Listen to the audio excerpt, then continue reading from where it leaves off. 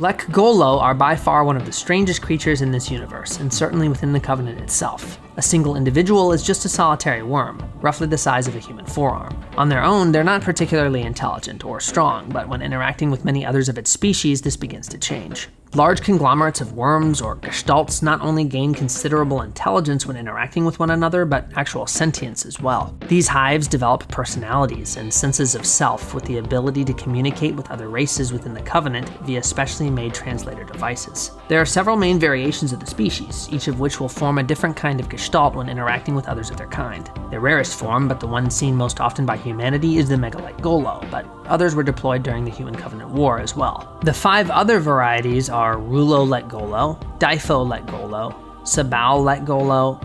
Lekgolo, and Lekgolo. Lekgolo were used to control large excavator platforms like scarabs. Lekgolo were used to operate even larger mining platforms such as harvesters. Lekgolo were a special breed cultivated by the Sentience to explore the inner workings of the Forerunner keyship located in the center of High Charity. Lekgolo were genetically modified by the Forerunners in an attempt to fight the Flood. Finally, Lekgolo were yet another gestalt cultivated by the Sentience for special ground-based operations. The Lekgolo are exceedingly rare, and most information about them was lost during the fall of High Charity. The few that did interact with these bizarre beasts simply referred to them as slugmen. Big thanks to the dig site team for restoring this cut, guys, so that we can actually look at him in game. This is a tiny segment of my over hour-long 200+ entry complete Halo Bestiary. If you want to see the whole thing, it's on the channel. Go check it out.